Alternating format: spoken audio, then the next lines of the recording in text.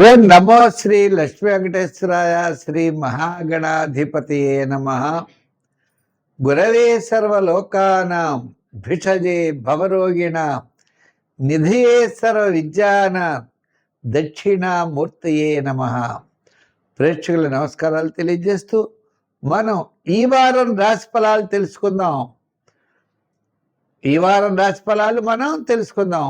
మరి తారీఖు జూలై 12 నుండి జూలై 18 వరకు గ్రహాల యొక్క పరిస్థితి చూసినట్లయితే వృషభ రాశిలో చంద్రుడు కుజుడు, అదేవిధంగా రవి బుధులు మిథున రాశిలో, కర్కాటక రాశిలో గురుడు, సింహరాశిలో శుక్రకేతువులు, అలాగే మీనరాశిలో శని, కుంభరాశిలో రాహు. అంటే చంద్రుడి యొక్క సంచారం మీకు వృషభ, మిథున, కర్కాటక, సింహరాశుల్లో ఈ వారం చంద్ర సంచారం ఉంటుంది. అయితే ఇప్పుడు మనం 12వ తారీఖు నుంచి 18వ తారీఖు వరకు అనుకున్నాం కాబట్టి ముఖ్యమైన పండుగల్లో 12వ తారీఖు మాస శివరాత్రి.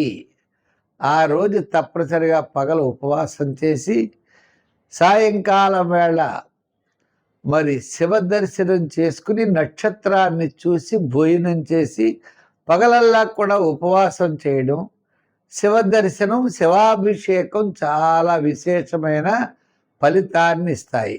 అంటే రాత్రి చతుర్దశి ఉన్నటువంటి రోజు 12వ తారీఖు కాబట్టి మాస శివరాత్రి వచ్చింది. ఇంకా సావిత్రి వ్రతము అని 14వ తారీఖు సావిత్రి వ్రతం అని ఒకటి ఉంది. ఈ సావిత్రి వ్రతం మరి వివాహం కానిటువంటి స్త్రీలు కూడా ఈ సావిత్రి దేవిని పూజిస్తూ ఉంటారు.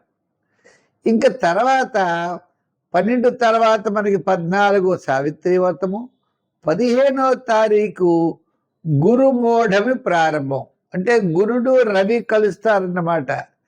కర్కాటక రాశిలోకి వచ్చేస్తారు, గురుమూఢం ప్రారంభం అవుతుంది. 16వ తారీఖు మరి పూరి జగన్నాథుడి యొక్క రథయాత్ర. అవి చాలా విశేషం. జగన్నాథుడిని మనం సేవించాలి. ఆ జగన్నాథుడు మన యొక్క సమస్తమైనటువంటి సంపదలు ఇవ్వడానికి లక్ష్మీ సమేతుడై ఉంటాడు. అంచేతనే శ్రీమద్ భాగవతం అన్నాం. శ్రీమద్ భాగవతం, లక్ష్మీదేవితో కూడిన భాగవతం, భగవంతుడు ఉండాలి మనకి. ఇప్పుడు తిరుమల వెంకటేశ్వర స్వామి కూడా ఆయన వక్షస్థలం మీద లక్ష్మీదేవి ఉంటుందట, కౌస్తుభమణి. ఆ లక్ష్మీ సమేతుడై ఉంటాడు ఆయన.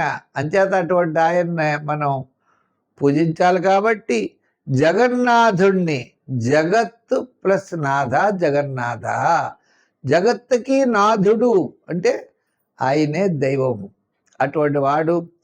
అదేవిధంగా మరి మనకి 17వ తారీఖున దక్షిణాయనం ప్రారంభం అవుతోందండి. ఇది చాలా ఇంపార్టెంట్ విషయం. అంటే మకర రాశి నుంచి కర్కాటక రాశి వరకు ఈ యొక్క ఉత్తరాయణ పుణ్యకాలం కర్కాటక రాశిలో ప్రవేశించిన వెంటనే సూర్య భగవానుడు మనకి దక్షిణాయనం ప్రారంభమవుతుంది. కాబట్టి 17వ తారీఖు నుంచి మనకి దక్షిణాయనంగా చెప్పారు. మళ్ళా ధనుర్రాశి, మకర రాశి, సంక్రాంతి వరకు ఈ కాలం అంతా కూడా ధనుర్రాశి మనం దక్షిణాయనంగా చెప్పుకోవాలి. అటువంటి విశేషం కలిగినటువంటి రోజులు. మరి ఈవేళ గ్రహాల యొక్క పరిస్థితులను అనుసరించి మనం రాశి ఫలాలు తెలుసుకుందాం. కన్యారాశి. ఈ కన్యారాశి వారికి మనం ఆలోచించినట్లయితే భాగ్యంలో గురుడు ఉన్నాడు. చాలా అనుకూలమైన వాతావరణం అన్నది. దశమ, ఏకాదశ, ద్వాదశ స్థానాల్లో చంద్ర సంచారం సోమవారం నుండి గురువారం వరకు అత్యద్భుతంగా ఉంటుంది. ఆత్మస్థైర్యం, ధైర్యం, ప్రతి పని కూడా చేయగలనే ఆత్మవిశ్వాసం, క్యాలిక్యులేషన్స్ చాలా కరెక్ట్గా ఉంటాయి.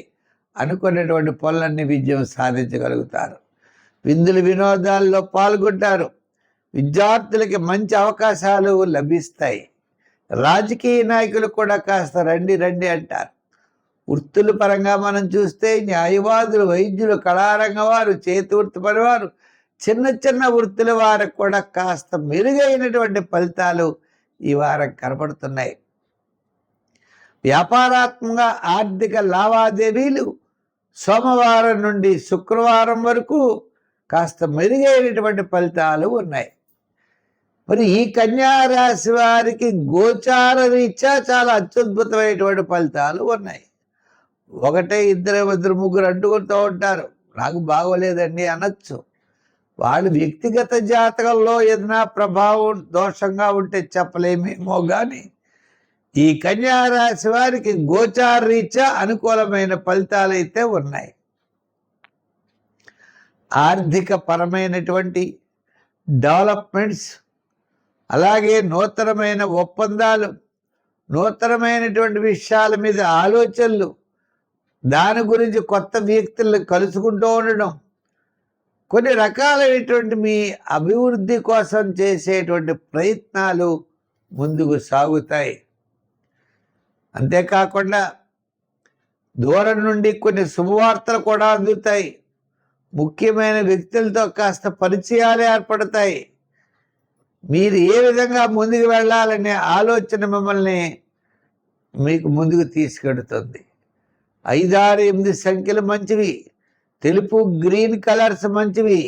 వెంకటేశ్వర స్వామి వారికి, ఆంజనేయ స్వామి వారికి లేకపోతే తులసి మాలలను వెయ్యండి. శనివారం, మంగళవారాలు, కుదరకపోతే బుధవారం, ఈ 3 రోజుల్లో వేస్తూ ఉండండి.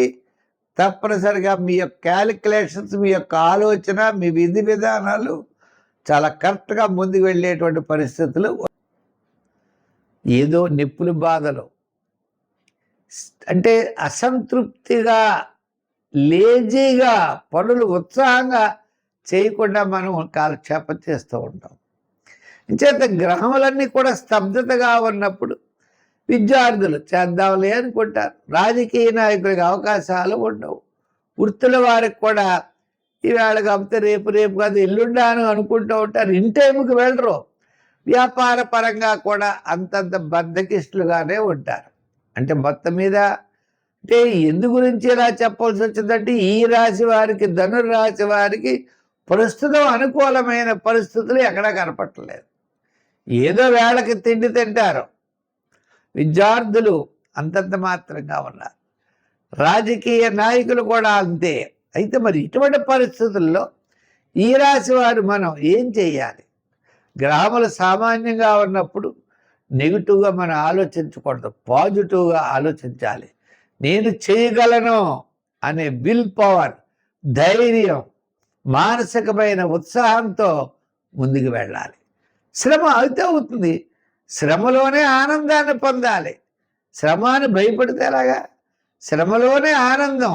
ప్రవాహానికి ఎదురు ఎదాలి, విజయం సాధించాలి. దీనికి నవగ్రహ ప్రదక్షిణ చెయ్యండి, నవగ్రహారాధన చెయ్యండి, శనికి నూనె పొయ్యండి, తైలాభిషేకాలు చెయ్యండి. సంఖ్యల్లో మీరు ఎక్కువగా 3 వాడండి. రంగుల్లో తెలుపు వాడండి. మంచి ఫలితాలు పొందగలరు.